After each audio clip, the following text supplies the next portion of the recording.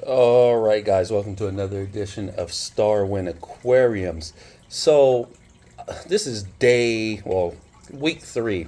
So, my day 1 was to put a fishless tank with macroalgae, and what happened with it, I'm trying to think. It died off even as I put fertilizer and nitrite. It just, a lot of the macroalgae just receded. So what I've done now, and it's still clearing. I did this last night. I put about uh, maybe maybe 9 to 10 pounds of mud, and I topped it off with sand and some crushed coral.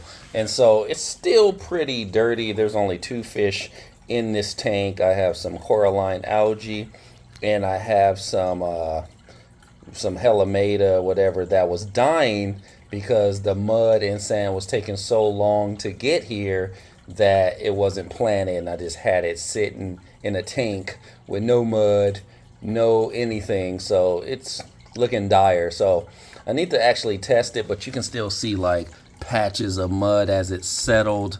It's really still in there. I tried to cover it up with sand so it wouldn't get everywhere, but it's doing fine. So I still need to clean. It's still dirty for sure, but I'm just trying to get the water quality great so I can put some more stuff in there. What I will put in here is hypnea and maybe some mushroom corals, I'm thinking, just to see if it'll grow or thrive in this type of tank, because it might be too clean because the mud and the organisms might eradicate all phosphate and nitrite, which you still need. So I couldn't really do a fishless tank in here because I needed something to produce waste. Not too much waste, but some type of waste.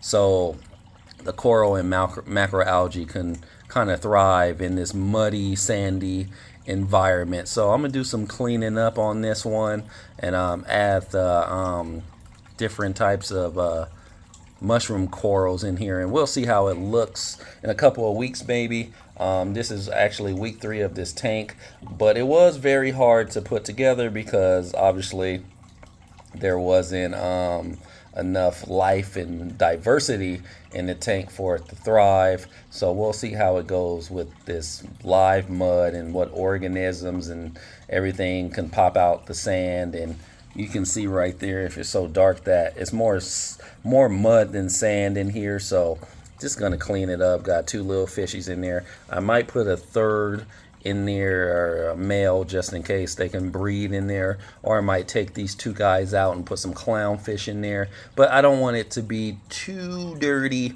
because I don't really want it to clean it. I want it to be a natural environment, have some filter floss on there. I don't really even have a wave maker in there, so I might find my old one and try to put it in there, but it's not really going to be a lot of flow because I don't want this mud and everything blowing as it is. In the sand I have in there is like very grainy and easily blown away, so I don't want to do that. So thanks guys for listening to my rambling. I tried to update, but I'm gonna clean this up. Got a mangrove in there too, and we'll see how this goes. Hopefully it grows a lot. Thanks guys for watching. Please subscribe.